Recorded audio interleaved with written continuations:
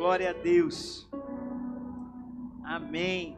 Que bom, então, que você está aqui conosco nessa noite. É tão bom quando a família da fé se reúne para celebrar ao Senhor. E nesse tempo, nós estamos clamando especificamente pelas nossas famílias. Desde o último domingo, nós estamos intencionalmente clamando ao Senhor pelas nossas famílias. E a partir de amanhã, nós começamos um período de jejum e de propósito pelas nossas famílias.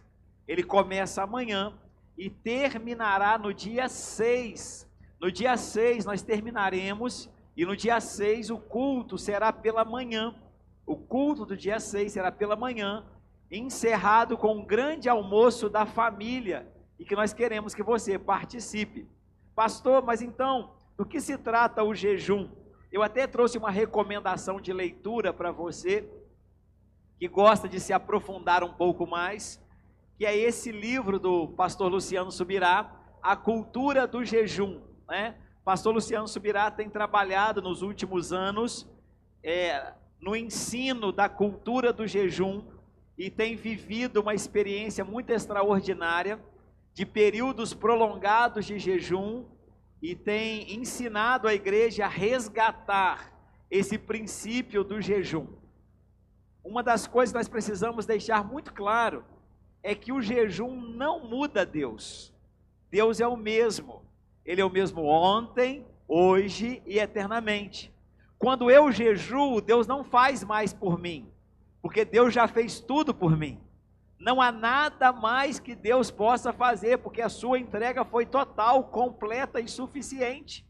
Mas o jejum, como não melhora Deus, então para que, pastor?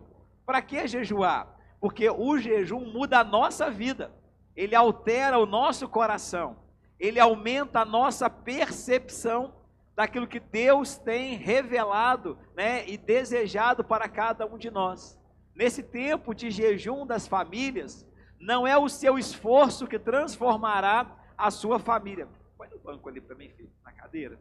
Não é o seu esforço que terá o poder de mudar a história da sua família, mas a sua maior conexão com Deus pode fazer com que a sua família entenda, compreenda e viva plenamente o que Deus tem para ela.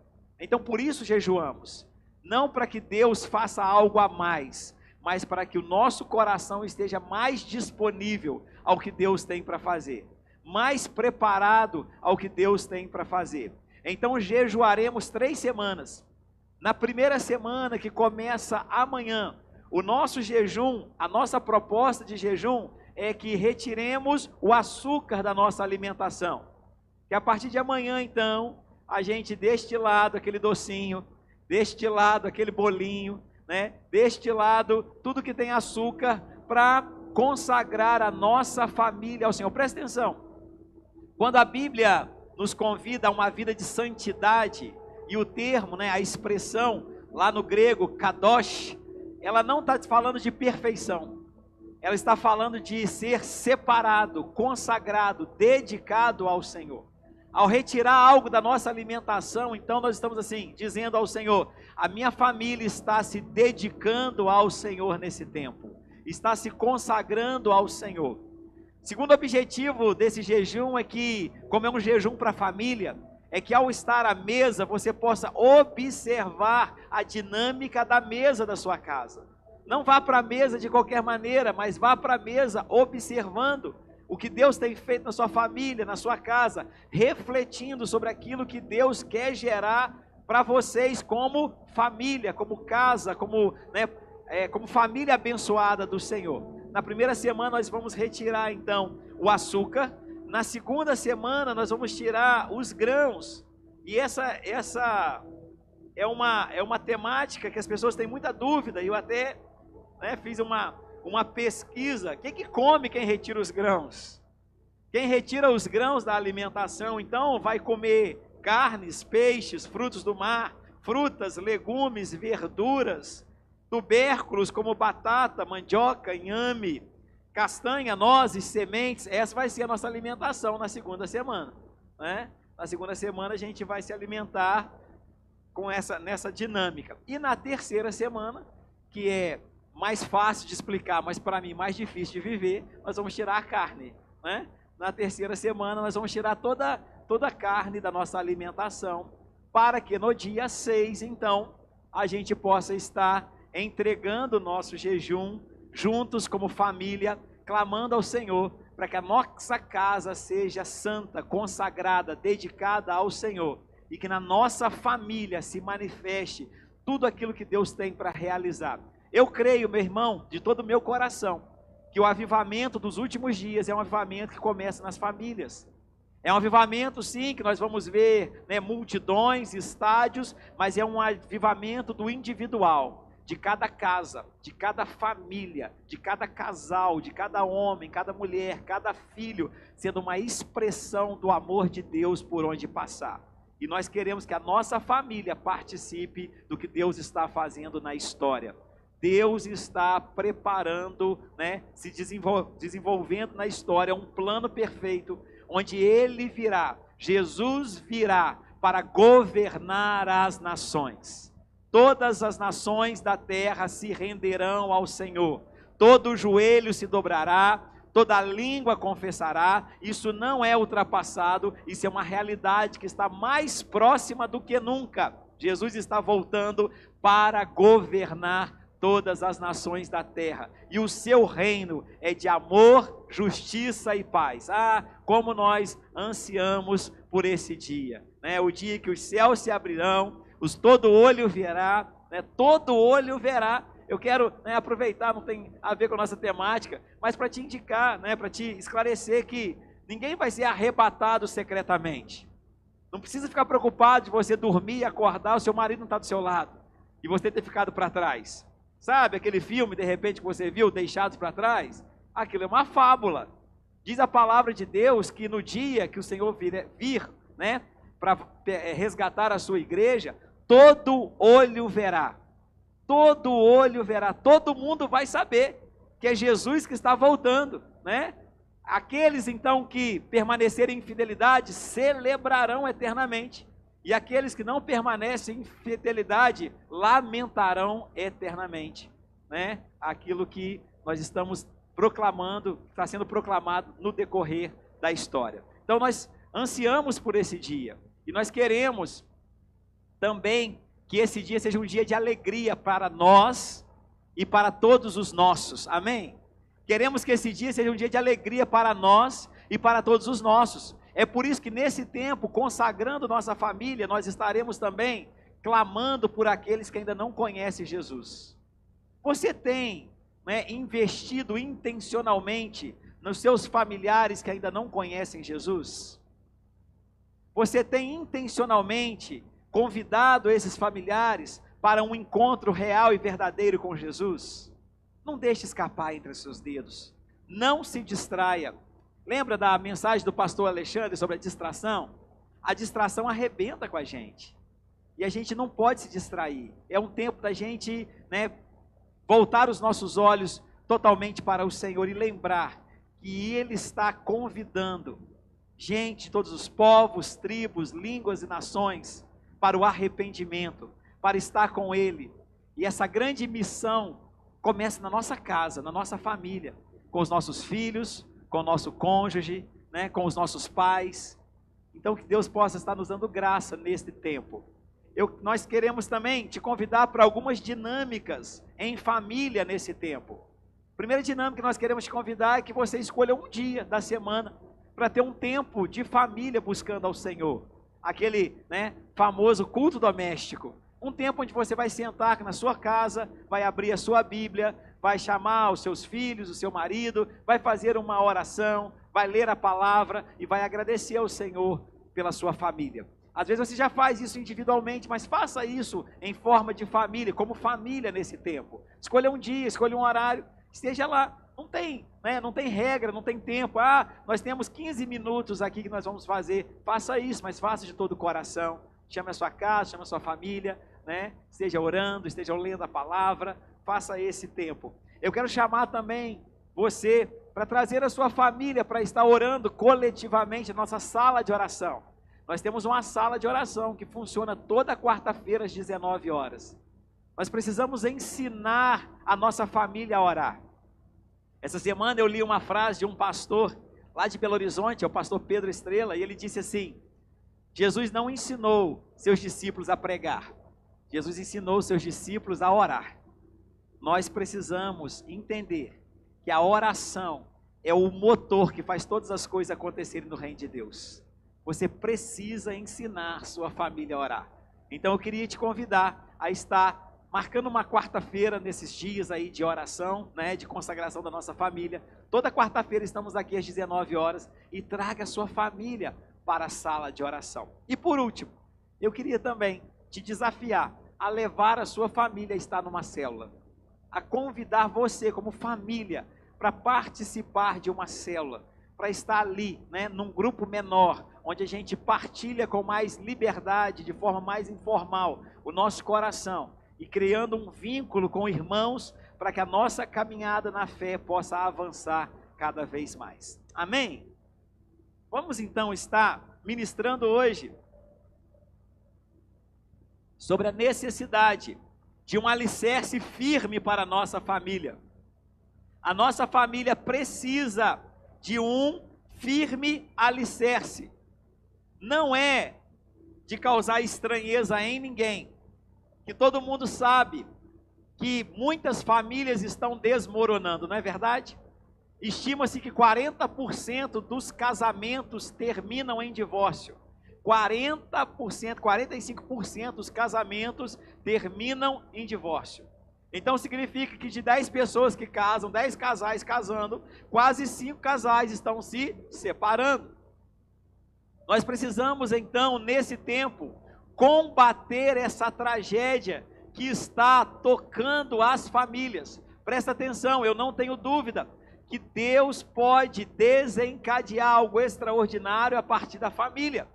Mas infelizmente também o diabo não tem dúvida que ele também pode desencadear algo terrível a partir da família. Todos nós conhecemos famílias, casais, que um dia se amavam e casaram e hoje se odeiam e vivem em pé de guerra. E coisas terríveis acontecem a partir disso. Vivemos uma época inimaginável em que vemos mãe e pai matando o filho ao nascer. Recentemente nós vemos isso acontecer aqui nas reportagens, né? De mãe e pai sufocando criança ao nascer. Então, nós vivemos uma época terrível, muito, né, em muitos aspectos, mas sobretudo no contexto familiar. Uma época em que a família está sendo, né, violentamente atacada. E nós não podemos ficar parados. Presta atenção. Quando a palavra de Deus vai dizer que as portas do inferno não prevalecerão contra a igreja de Jesus, e a nossa primeira igreja é a nossa família, as portas do inferno não prevalecerão. Eu vejo muitas pessoas lendo esse texto, pensando assim: sobre a minha família, sobre a igreja vai ter uma proteção, e o inferno não vai poder tocar na minha família, o inferno não vai poder tocar na igreja, porque as portas do inferno não vão prevalecer, e a igreja então vai ter uma proteção, é um escudo protetor. Mas não é isso que o texto está dizendo. O texto está dizendo que o inferno está acuado, porque a igreja atacará o inferno. É o inferno que está sob ataque, não a igreja que está sob ataque. Nós precisamos então abordar da maneira correta e nos posicionar corretamente aquilo que Deus está nos chamando. A nossa família não pode ficar acuada, apenas levantando muros e cercas, com medo dos ataques do inferno. A nossa família precisa estar bem alicerçada, para estar fortalecida o suficiente, para quebrar cadeias do inferno em toda parte, para que da nossa casa saiam sempre nossos filhos como flechas, que vão ser profetas, pastores, que vão resplandecer a glória de Deus, aonde o Senhor os plantar. Nós não podemos querer que a nossa casa, a nossa família, criar sobre os nossos filhos uma proteção, com medo deles entrarem nas universidades, mas não, nós prepararemos os nossos filhos com os corações queimados de amor pelo Senhor, para que ao entrar nas universidades, no mercado de trabalho e aonde quer que o Senhor os enviar, eles vão anunciar o Evangelho de Jesus e manifestar o reino de Deus. Mas para isso, a nossa família precisa estar bem fundamentada, bem segura, bem alicerçada em Deus. Nós cremos nisso. Eu quero ler com você 2 textos. O primeiro que é o tema da nossa série, desses dias de ministração, que é Gênesis capítulo 12, versículo 3.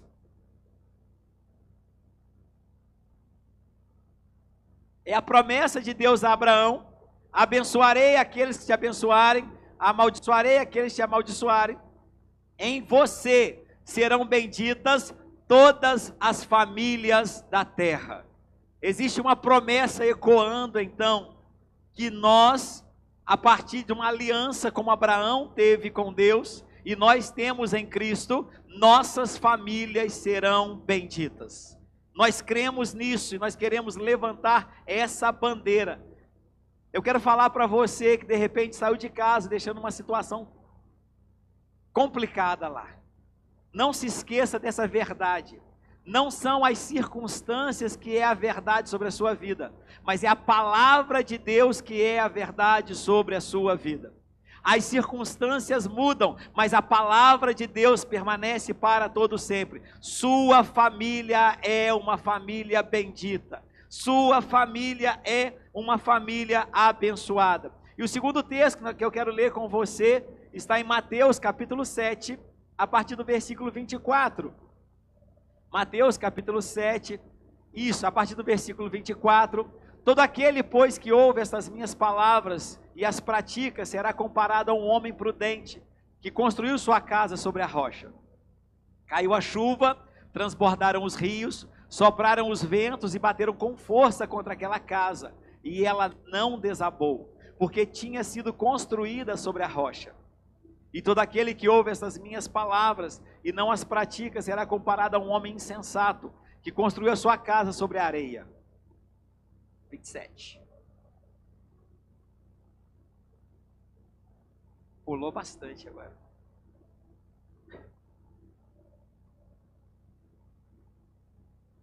E 7:27.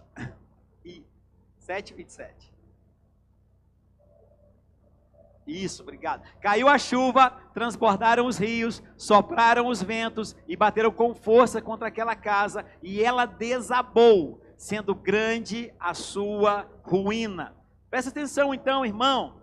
Nesses dias, estamos lutando por nossas famílias. E quando digo que estamos lutando, não estou falando apenas em lutar para que nossos filhos tenham uma boa educação, para que tenham uma boa profissão, ou uma vida confortável, com um futuro promissor.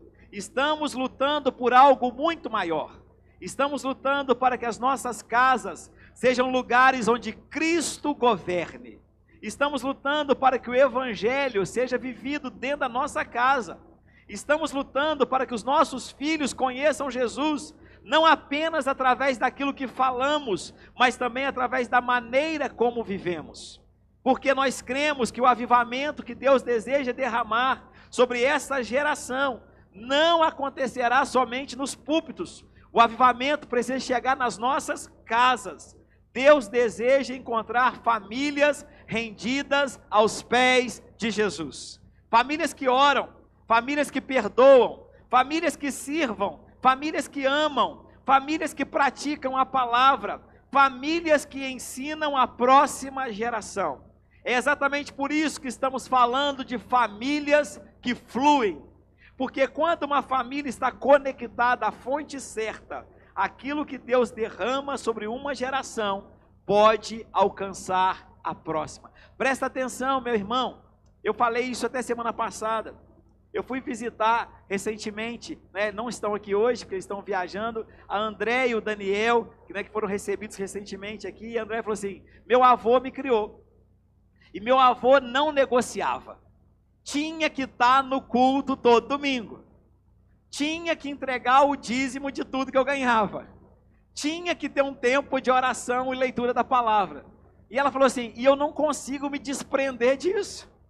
E até hoje, quando a gente não tinha Pix e essas coisas assim, quando eu recebia meu salário eu ficava perdida, porque eu precisava devolver o meu dízimo e eu tinha que dar um jeito de entregar, porque eu fui ensinada sobre isso e aquilo ficou enraizado no meu coração.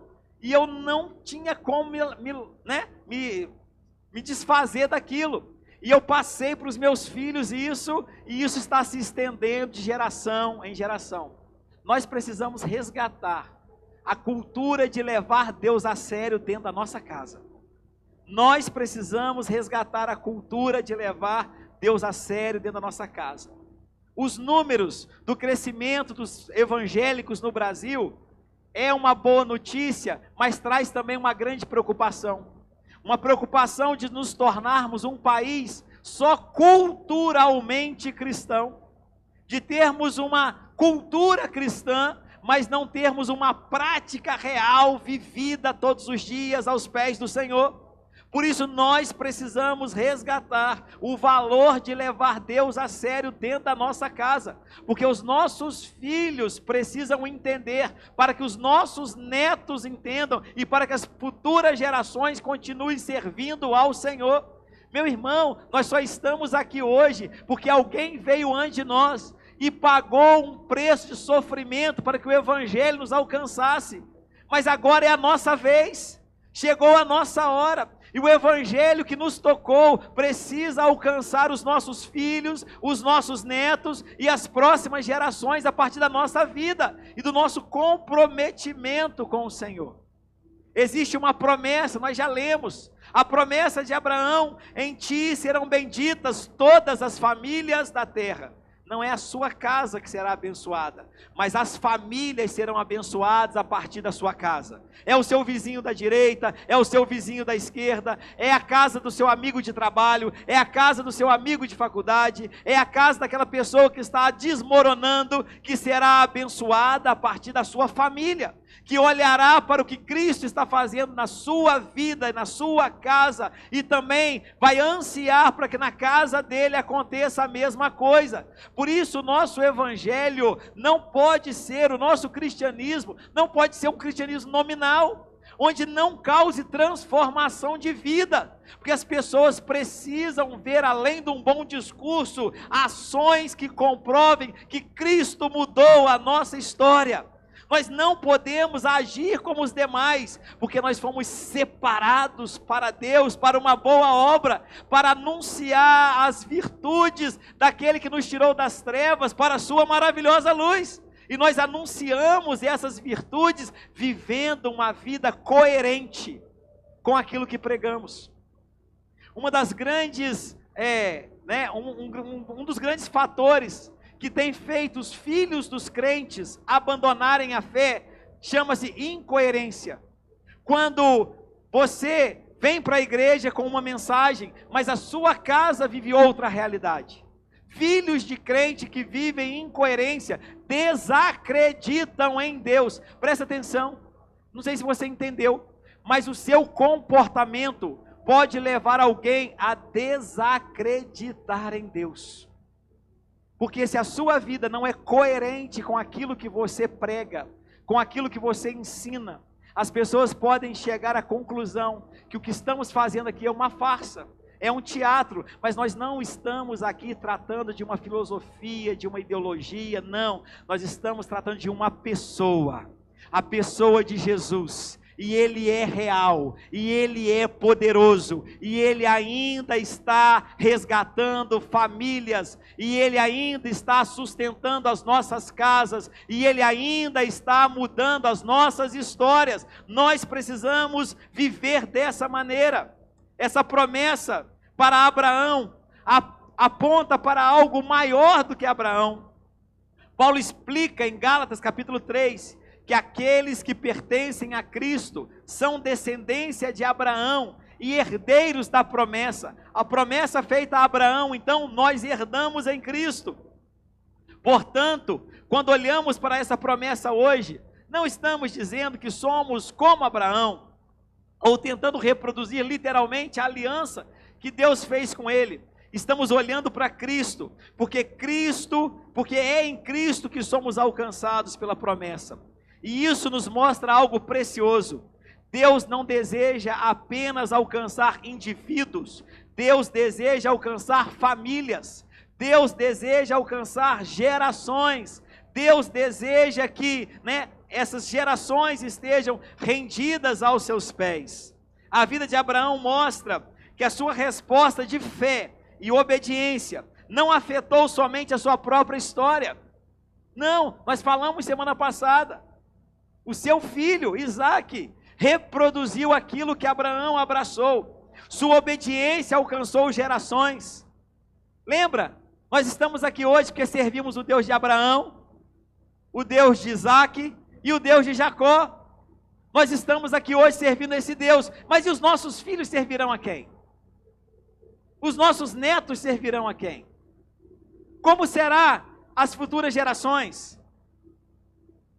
Sua obediência alcançou gerações, e talvez hoje você esteja aqui pensando: eu não posso controlar a minha família. Isso é verdade. Você não pode e não consegue controlar o coração do seu marido. Você não consegue controlar o coração da sua esposa.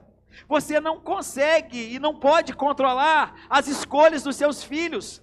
Mas você pode decidir hoje em quem vai colocar, qual fundamento você vai colocar sobre a sua vida.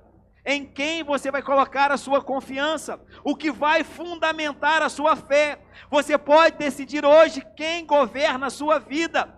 Você pode decidir hoje sob qual fundamento sua casa vai ser construída. Isso você pode decidir hoje.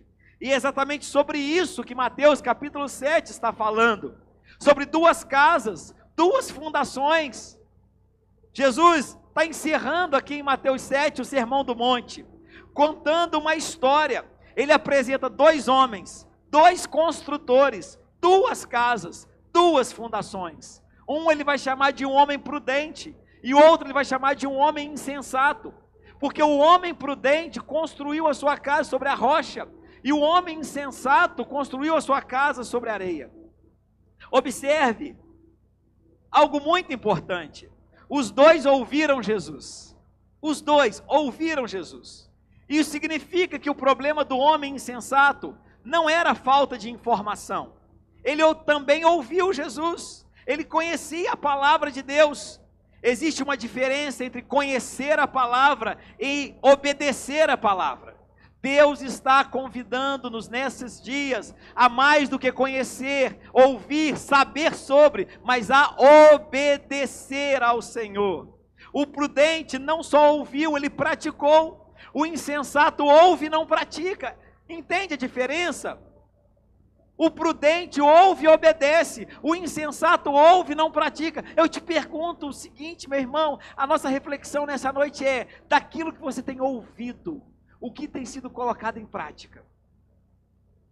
Nós ouvimos semana após semana a palavra de Deus, mas quando voltamos para nossa casa, o que de fato nós colocamos em prática? Ouvimos a necessidade de orar, mas temos orado. Ouvimos a necessidade de ler a palavra, mas temos lido. Ouvimos a necessidade de consagrar nossa casa, mas temos consagrado. Ouvimos de necessidade de perdoar, mas temos perdoado.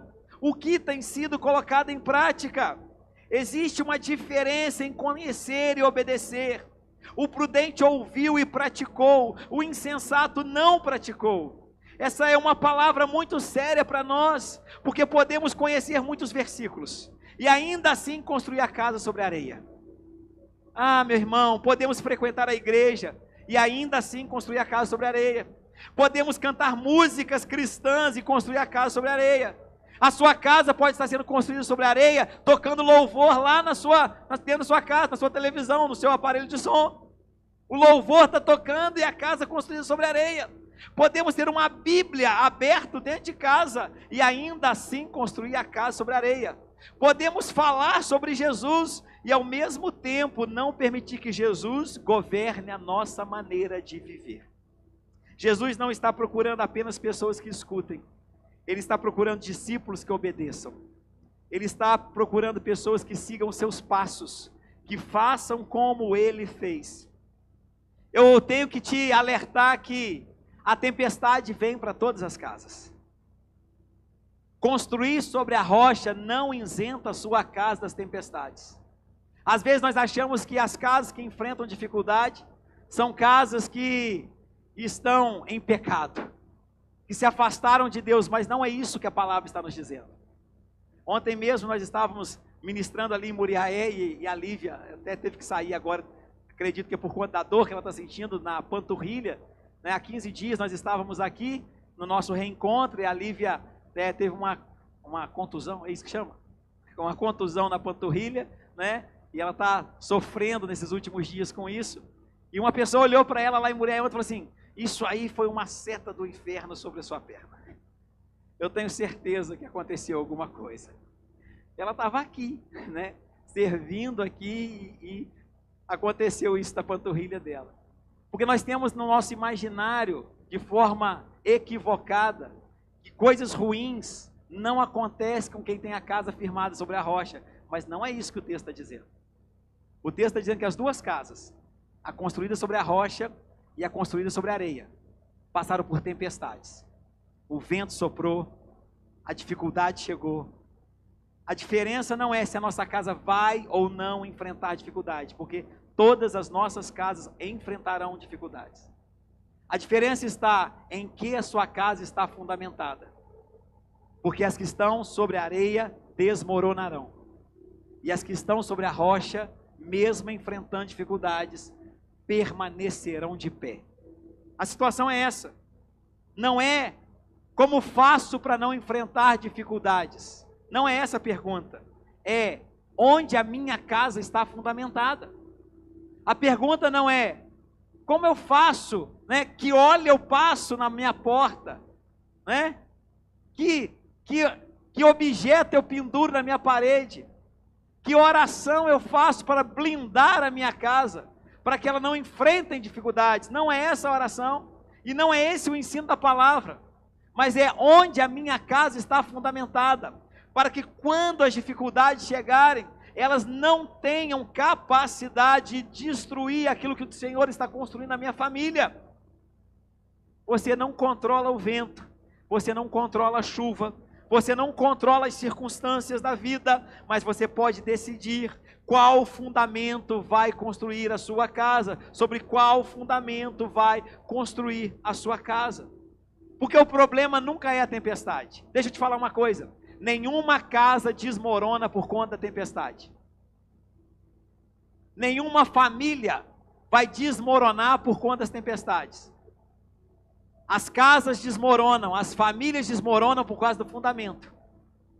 É o fundamento que vai definir qual a família permanece de pé e qual família desmorona. Não é a tempestade.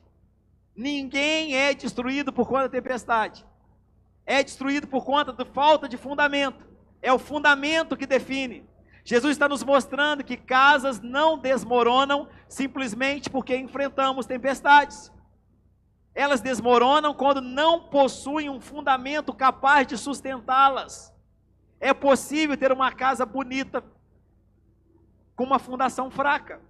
É possível ter uma família aparentemente perfeita e por dentro tudo está ruindo. É possível postar uma boa foto no Instagram da família linda nas redes sociais e viver uma realidade completamente diferente dentro de casa.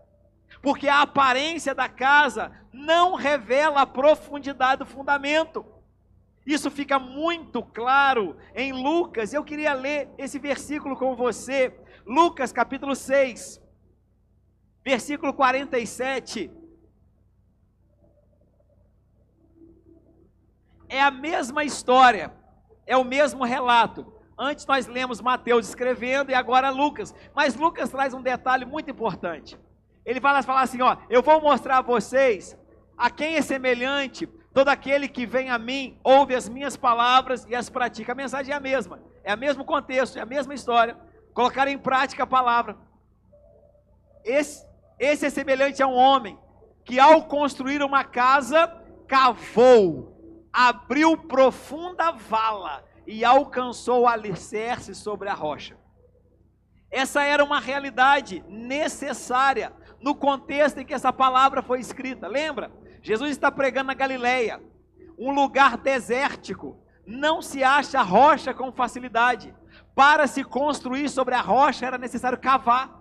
Era necessário cavar profundamente para alcançar a rocha e lançar os alicerces. Por isso que era muito mais fácil construir sobre a areia, porque sobre a areia não exigia muito. Sobre a areia era mais leve, sobre a areia era mais fácil. Jesus está nos mostrando que as casas desmoronam, porque nós abrimos mão de empenho e dedicação para viver uma vida profunda com Ele. É isso que Ele está dizendo.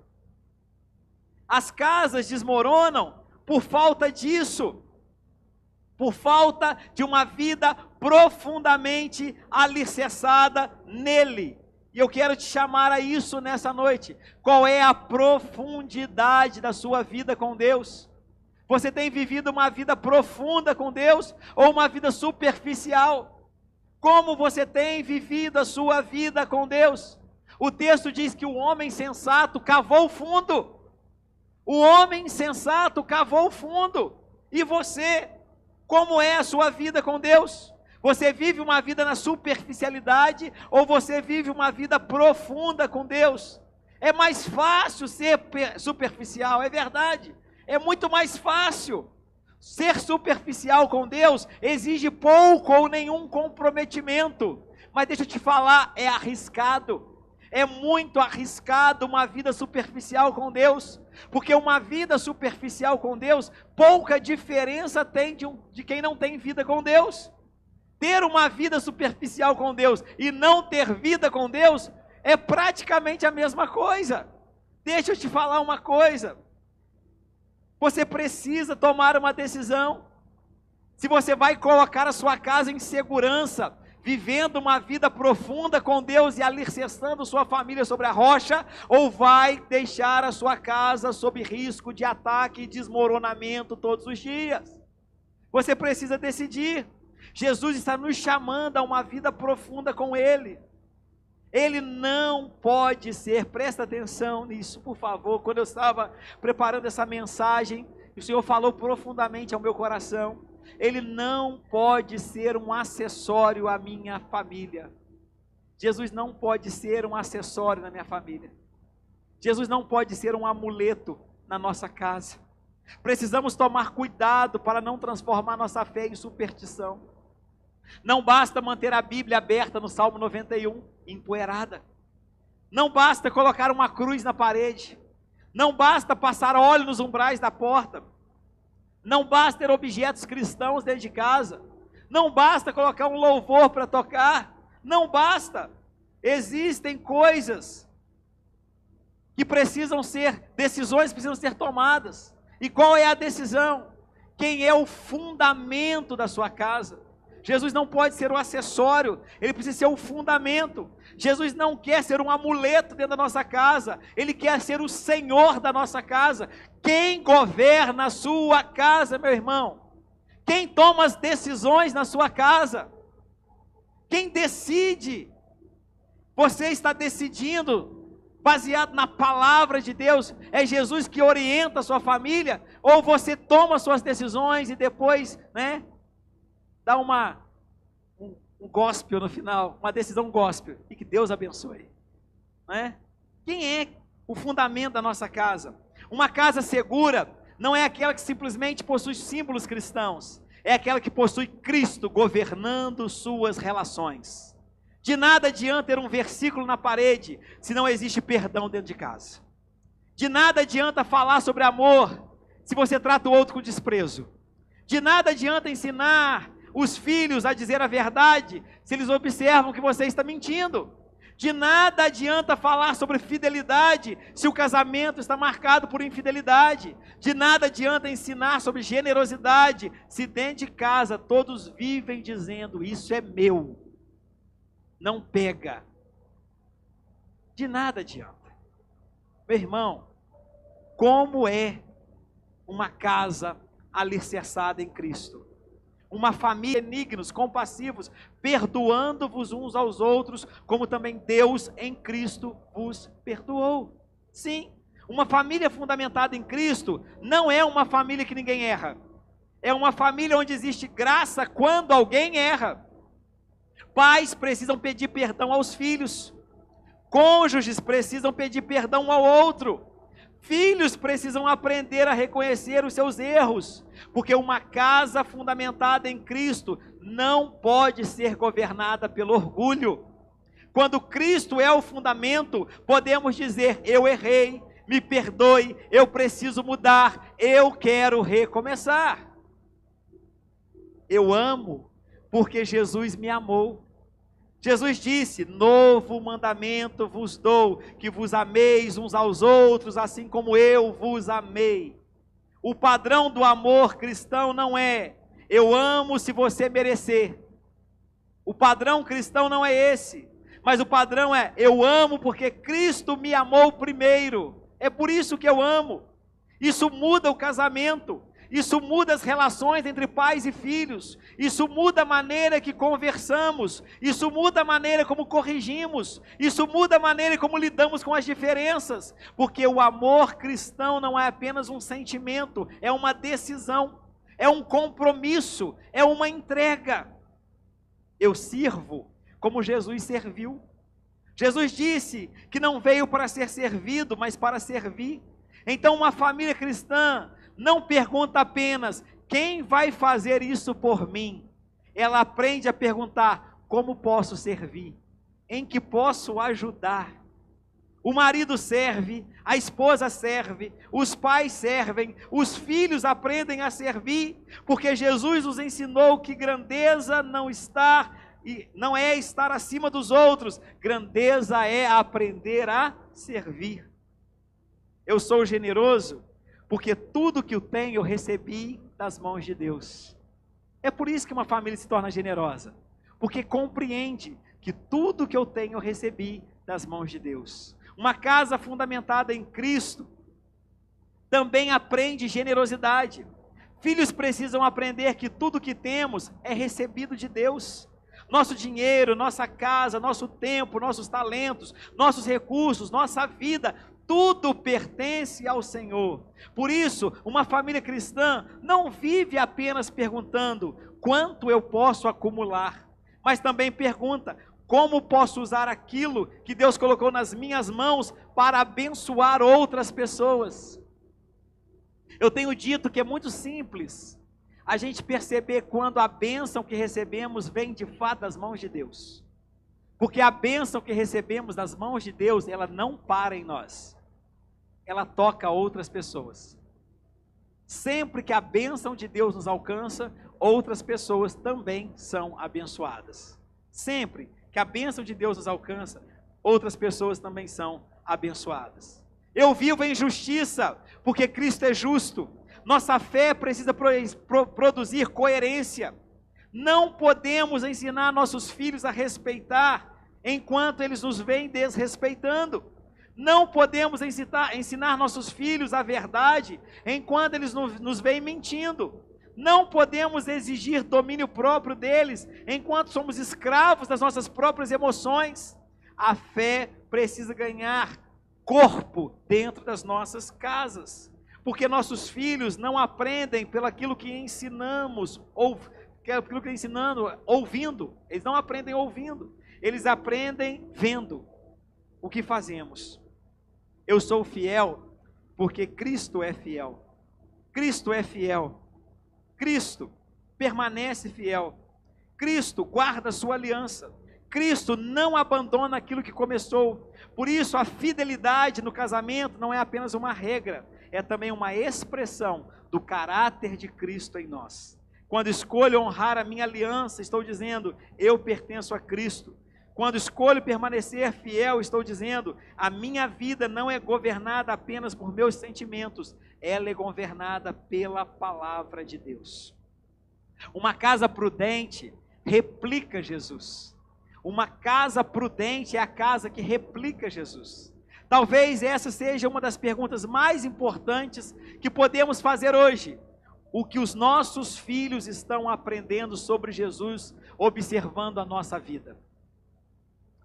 Quando eles veem como você reage quando está irritado, o que eles aprendem? Quando eles veem você contrariado, o que eles aprendem? Quando eles veem, quando alguém erra com você, o que eles aprendem? Quando eles veem que você precisa pedir perdão, o que eles aprendem? Quando eles veem que você enfrentando uma crise financeira, o que eles aprendem? Quando eles veem você sofrendo, o que eles aprendem? Quando eles veem uma enfermidade acontecendo, ou alguma dificuldade no casamento, o que eles aprendem? O que eles aprendem? E a nossa família é o lugar que nos conhece mais profundamente, onde as máscaras caem, onde nós somos de fato quem somos de verdade. Porque talvez a maior pregação que os nossos filhos ouvirão, não seja que sai da nossa boca, seja que acontece diante dos seus olhos. Por isso, uma família fundamentada em Cristo, olha para Cristo e aprende a reproduzir Cristo dentro da sua própria casa. Nossa esperança não está em ser uma família perfeita, mas precisamos compreender algo. O Evangelho não está dizendo, faça tudo isso e a sua família será perfeita. Não, não existe família perfeita. Pais falham, cônjuges falham, filhos falham, todos nós falhamos. Por isso, nossa esperança não está na nossa capacidade de construir uma família perfeita. Nossa esperança está em Cristo. Sim, Ele é a nossa esperança.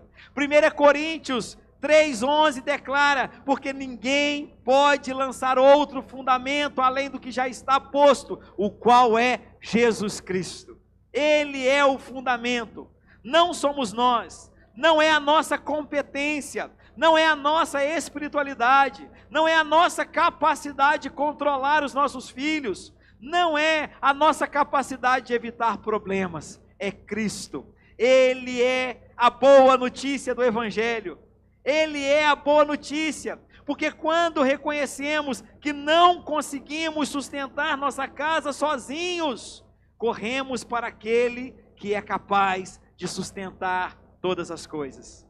Quando a tempestade chega, talvez hoje exista alguém aqui, em que a tempestade te alcançou. Talvez você esteja sorrindo por fora, mas chorando por dentro. Talvez seu casamento esteja atravessando uma crise. Talvez você esteja preocupado com seus filhos. Talvez exista uma situação que você não consegue resolver. Eu não sei você, mas eu tenho situações assim. Situações que eu não sei como resolver. Não sei. Talvez você esteja cansado de tentar. Mas hoje Jesus te lembra, a tempestade não precisa determinar o destino da sua casa. Porque existe uma rocha, e essa rocha é Cristo. Você não pode controlar a tempestade, mas pode permanecer na rocha. Você não pode controlar o vento, mas pode permanecer na rocha. Você não pode controlar a chuva, mas pode permanecer na rocha. Você não pode controlar todas as circunstâncias, mas pode continuar construindo sobre Cristo. E quando a tempestade passar, porque é certo que as tempestades chegam, mas é também certo que as tempestades terminam. E quando a tempestade passar, tudo aquilo que estiver firmado sobre a rocha permanecerá.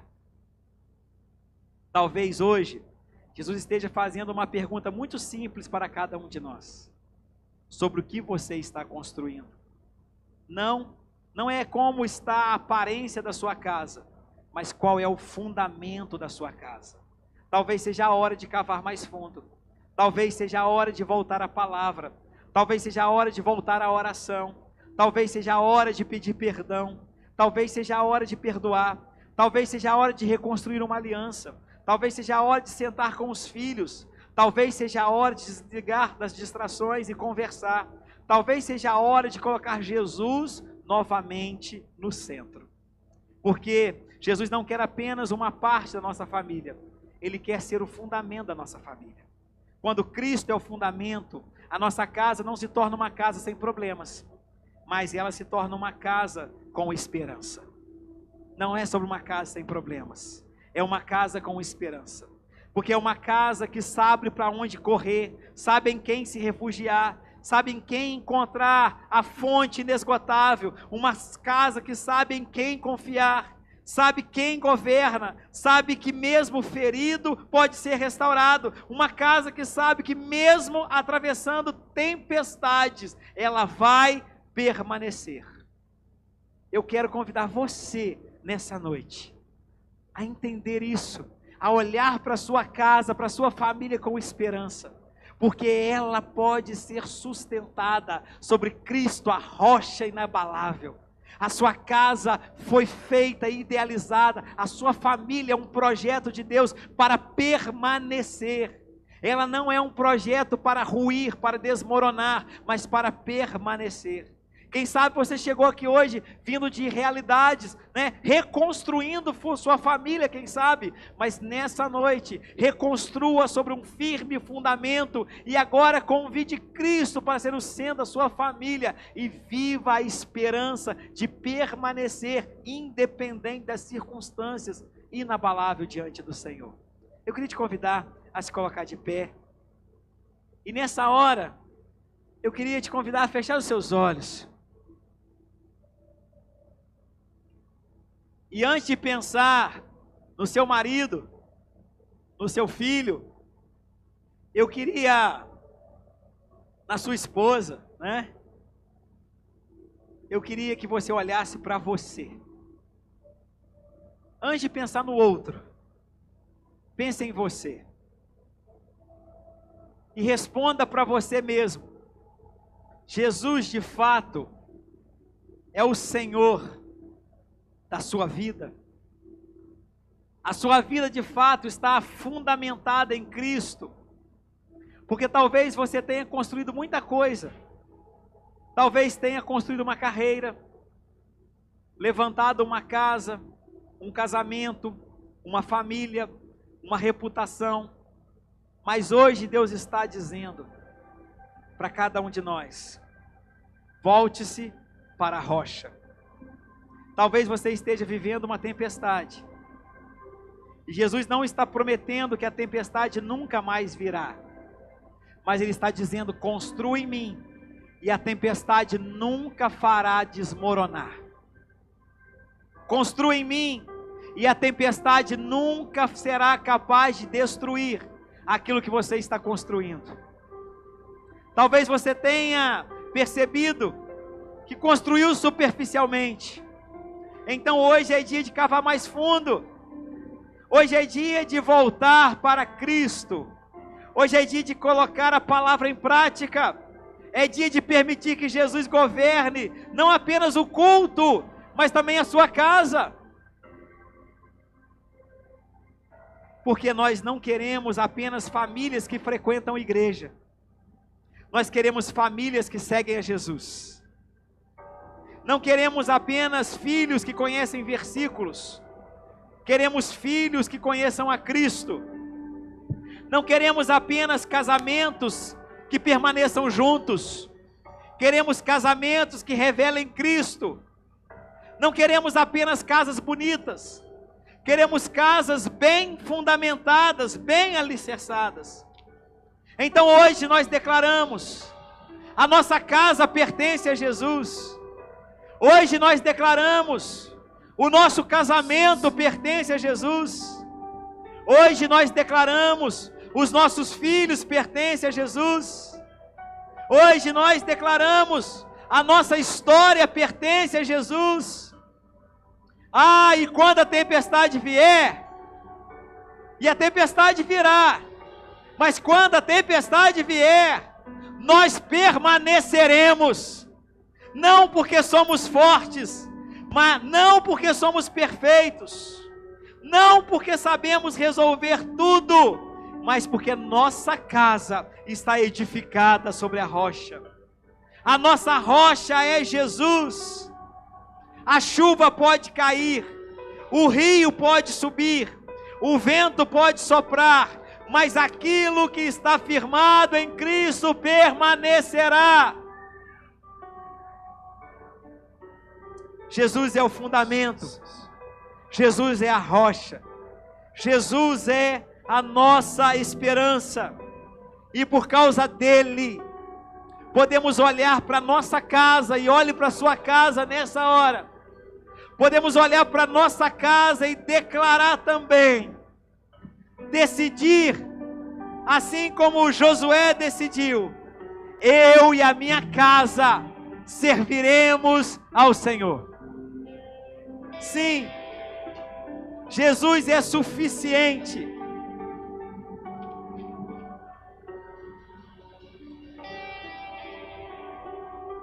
Nessa noite, comece a orar pela sua família.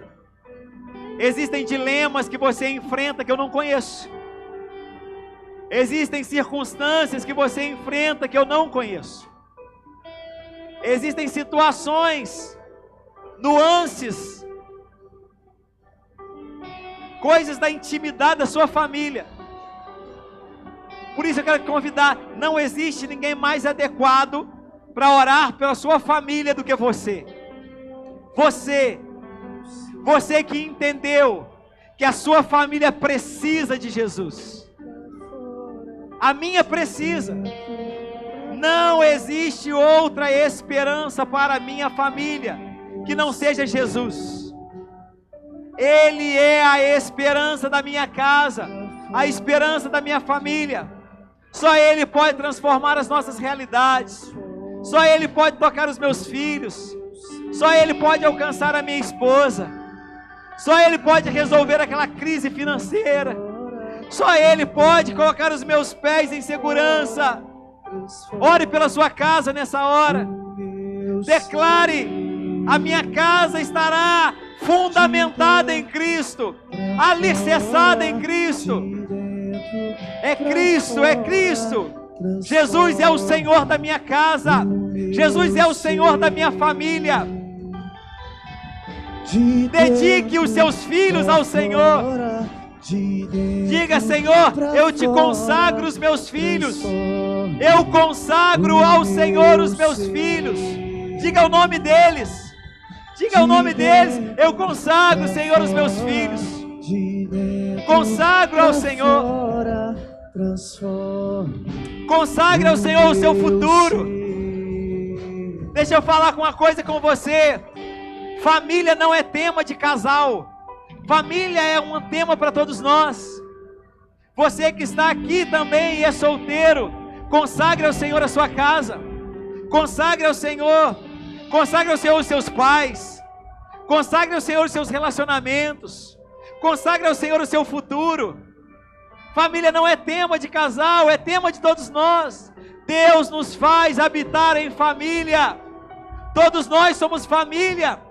Consagre, diga: Senhor, eu consagro ao Senhor a vida dos meus pais. Consagro ao Senhor o meu futuro. Consagro ao Senhor os meus filhos que eu vou gerar. Consagro com quem eu vou me casar. Consagro, Senhor, com os meus dias diante do Senhor. Tu és o fundamento da minha casa.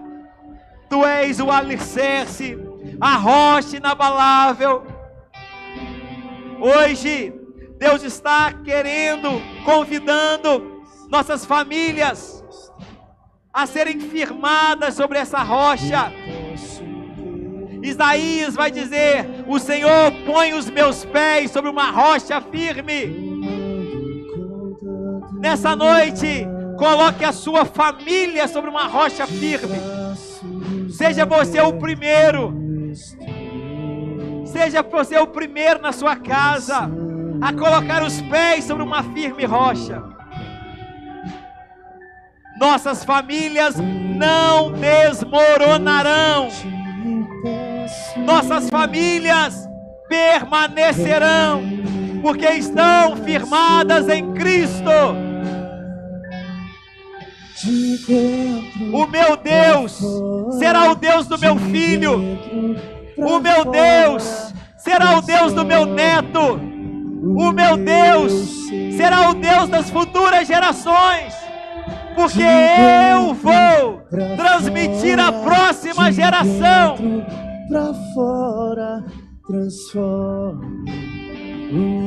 Declare nessa noite: de dentro pra fora, de dentro pra fora, transforme o meu ser. de dentro pra fora, de dentro pra fora, transforme o meu ser. Nós vamos terminar essa celebração chamando as famílias à mesa do Senhor, reconhecendo que esse alimento, Cristo, é o alimento que sustentará nossas famílias. É o alimento que faz com que as nossas famílias permaneçam. Então nós terminaremos a celebração convidando as famílias à mesa do Senhor. Eu quero chamar o Alisson e a Alana para me ajudar aqui na distribuição desses elementos. Feche seus olhos, nós vamos orar consagrando esses elementos. Senhor, nós consagramos ao Senhor nessa hora o pão que representa o teu corpo, o cálice que representa o teu sangue. Consagramos esses elementos, ó Pai, que esse alimento espiritual nessa noite sustentem as nossas famílias, porque Cristo é suficiente para manter as nossas casas de pé, para que as nossas famílias, ó Pai, não venham desmoronar frente a nenhuma tempestade, mas as nossas famílias permanecerão, porque Cristo está alimentando nossas famílias. Consagramos ao Senhor, em nome de Jesus. Pode pegar aqui e aqui. Nós vamos fazer a seguinte dinâmica para a distribuição dos elementos. Eu queria pedir você que fizesse isso nessa noite em família. Nós estamos, trabalhando essa temática, então fique aí perto dos seus familiares, Se você não está com os familiares aqui, seja adotado por alguém, por alguma outra família, esteja junto.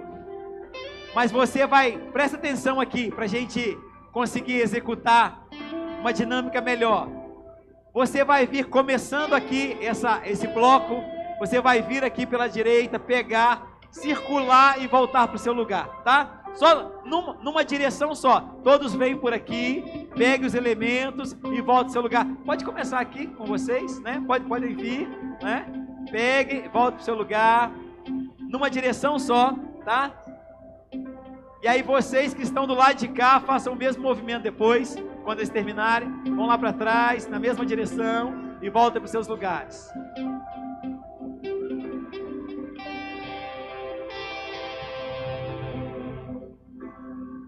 Nossas crianças já estão. Você, pai e mãe, pode conduzir juntos o seu filho. Ah, pastor, por que os nossos filhos? Por que criança aqui toma ceia? Porque eles são o modelo do reino de Deus. Porque Jesus não impediu acesso a elas. Porque o nosso filho já nasceu para ser de Jesus. Ele nasceu para isso. E nós vamos ensinar ele a amar Jesus. Porque hoje Jesus é o Deus dos seus pais, mas um dia o Deus dos seus pais será o seu Deus também. Nós queremos abençoar nossas famílias, em nome de Jesus. Por vós, quando venham todos a essa mesa. Se lembrem de mim. Este é o meu sangue vertido na cruz. Quando beberem, se lembrem de mim.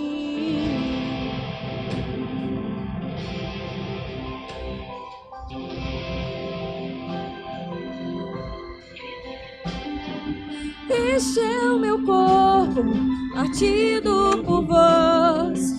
Quando comerem, se lembrem de mim. Este é o meu sangue, vertido na cruz. Quando beberem, se lembrem de mim. Eu sou o pão da vida. Quem tiver fome, vem comer da minha mesa. Nada falta, nada faltará. Eu sou o santo vinho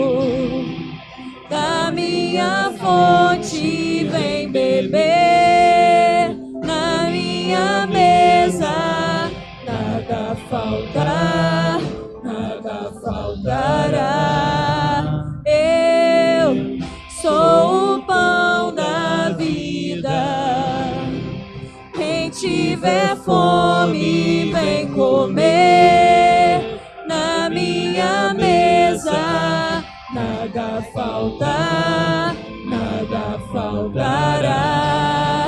Eu faça o mesmo movimento, gente, por trás, para não embolar, vinho, né?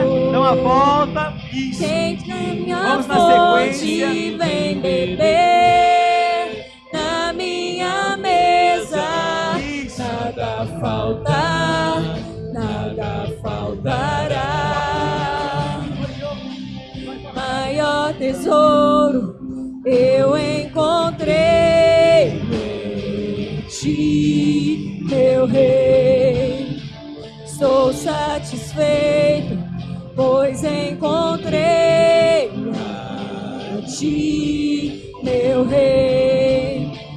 Maior banquete eu encontrei em ti, meu rei. Estou satisfeito, pois encontrei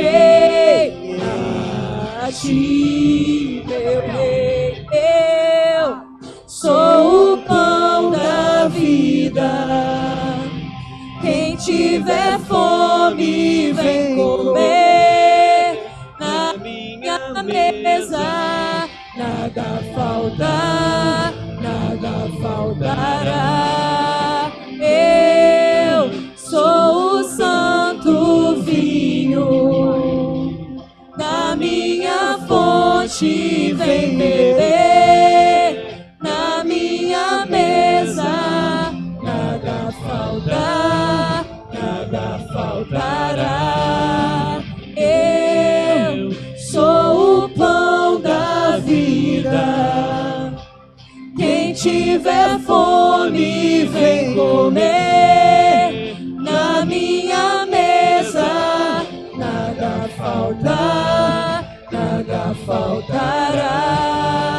Eu sou o santo vinho da minha fonte, vem beber na minha mesa. Nada falta, nada faltará.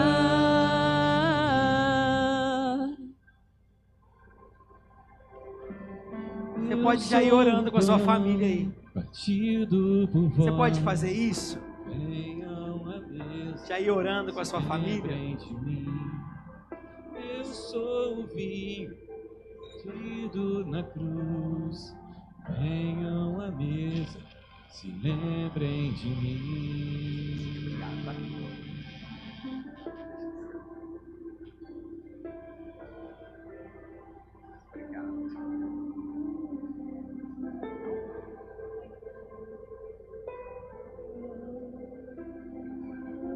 Nós estamos declarando, ao participar dessa mesa, que quem sustenta a nossa casa é Jesus. Ele é o Cordeiro de Deus. Ele é o pão vivo que desceu do céu. Ele é poderoso para sustentar a nossa casa. Você pode erguer o seu pão. Na noite que Jesus foi entregue para ser traído, ele tomou o pão e, tendo dado graças, partiu e disse: esse é o meu corpo que é dado por cada família aqui nessa noite. Todas as vezes que nós comemos, nós nos lembramos que a nossa família é sustentada por Jesus. E todas as vezes que comemos, somos sustentados por esse Jesus que mantém as nossas casas de pé, independente das circunstâncias. Então eu te convido a comer do pão nessa hora.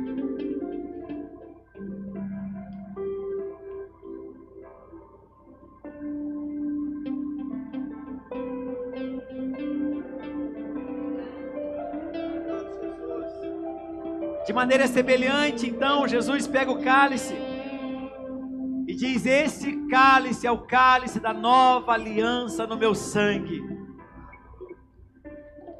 Era uma mensagem muito clara, muito nítida para o judeu, que cresceu ouvindo a história do sangue do Cordeiro nos umbrais das portas das casas no Egito, onde o anjo da morte não pôde entrar, porque aquele sangue era suficiente para guardar aquela casa de toda destruição. Hoje o sangue do Cordeiro de Deus é poderoso para guardar a nossa família de toda destruição. Mas muito mais do que isso, Ele é poderoso para colocar a nossa família no lugar de esperança, para colocar a nossa família no lugar de salvação. Por isso, nessa hora, tome do cálice e consagre mais uma vez a sua família ao Senhor. Existe uma expressão de gratidão aí que a sua família pode oferecer nessa hora. Você pode agradecer. A sua família permanecerá de pé. A minha família permanecerá de pé. Não porque somos bons, não porque temos recursos, não porque temos capacidade, mas porque Cristo alimenta a nossa família. Sim, a nossa família é sustentada por Jesus. Ele é o pão, Ele é o cálice, é o seu sangue derramado sobre a nossa casa, que traz esperança sobre a nossa família. Nossas famílias são tuas, Senhor. Nós viveremos para a tua glória. Alimenta as nossas famílias. Jesus, pertencemos ao Senhor. Consagramos ao Senhor a nossa casa. Na minha mesa, nada faltar, nada faltará. Eu sou o pão da vida. Quem tiver fome, vem comer. Na minha mesa, nada faltar, nada faltará. E que a bênção do Deus Pai, Criador dos céus e da terra, que a bênção do Deus Filho, Jesus, Rei dos reis e Senhor dos senhores, e a bênção do Deus Espírito Santo envolva cada uma das nossas famílias, hoje e para todo sempre. Amém, amém e amém. Deus te abençoe. Não saia daqui sem abraçar alguém, em nome de Jesus.